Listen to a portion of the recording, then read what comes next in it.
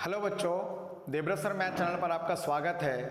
बच्चों, आज हम क्लास 10 मैथ में थर्ड लेसन दो चर वाले रैखिक समीकरण युग्म, इसमें हम प्रश्नावली 3.1 के क्वेश्चन नंबर 6 को सीख रहे हैं। तो आइए देखते हैं इसका सेकंड पार्ट।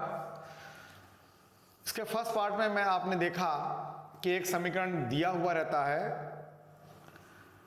2x + 3y - 8 = 0। तो समीकरण को नोट कर लेते हैं हम।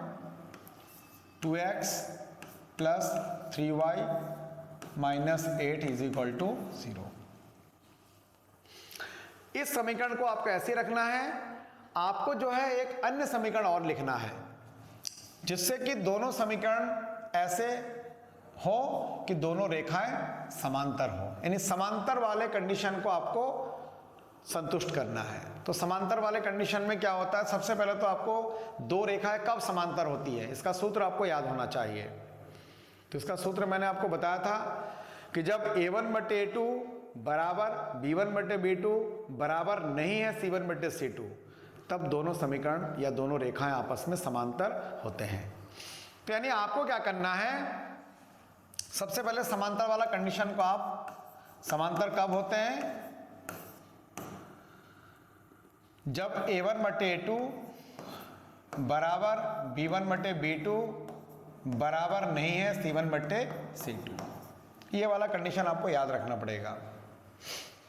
तो आपने क्या करना है, एक समीकरण ये दिया हुआ है, आपको अपने मन से दूसरा समीकरण बनाना है। तो 2x आपने देखिए a1/a2 का मान और b1/b2 का मान तो बराबर बनाना है। तो यहां पर अगर 2x लिखा है तो मैं यहां लिख देता हूं 4x। क्यों लिखा 4x, अभी समझ में आएगा। फिर यहां पर प्लस है तो यहां पर मैं भी प्लस डाल देता हूं। अब यहां पर देखिए 3y, देखिए अगर मैं a1/a2 का मान निकालता हूं तो a1 हमारा 2 है और a2 हमारा 4 है, यानी 2/4। 2/4 को अगर मैं काटता हूं तो आएगा 1/2, यानी a1/a2 का मान 1/2 आ चुका है।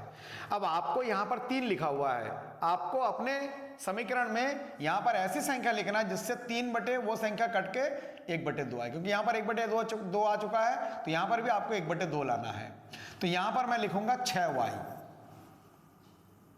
क्यों 6y क्यों लिखूंगा, क्योंकि 3/6, अगर इसको मैं फिर से 3 से काटूंगा तो इसमें भी 1/2 आ रहा है।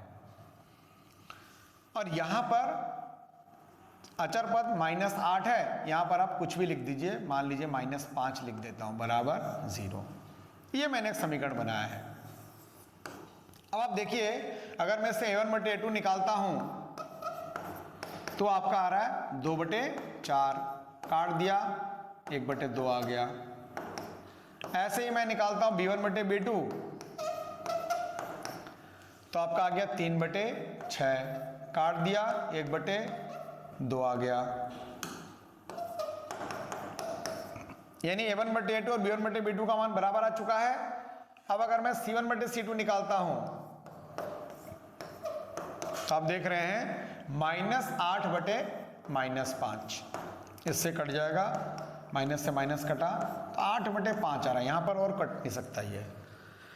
तो ये दोनों तो बराबर आ गए, लेकिन c1/c2 का मान बराबर नहीं आया है। अर्थात आपका ये वाला जो समीकरण है, ये वाला जो सूत्र है वो संतुष्ट हो रहा है। अर्थात ये जो आपने आंसर लिखा है, ये आंसर आपका सही है, जो कि ये दोनों रेखा समांतर वाले पॉइंट को संतुष्ट करते हैं। अर्थात ये दोनों रेखाएं समांतर होंगी। ऐसे इसमें और भी आंसर आप लिख सकते हैं, लिखना चाहें। जैसे मैं यहां पर 2 लिखा है, यहां पर लिखता हूं मैं 10x। अब देखिए 2/10 कट के आएगा 1/5। अब यहां पर प्लस मैं लिखूंगा 15y, 3/15, यहां पर 3 से काटूंगा 1/5 आएगा, और माइनस या प्लस यहां पर कुछ भी डाल दें, क्योंकि ये वाला तो बराबर आपको करना नहीं है, बराबर लिख दिया मैंने 7 बराबर 0। तो ये जो मैंने आंसर लिखा है इसमें भी आपका a1/a2 b1/b2 बराबर होगा, लेकिन c1/c2 बराबर नहीं होगा। तो आपका ये आंसर भी ठीक है।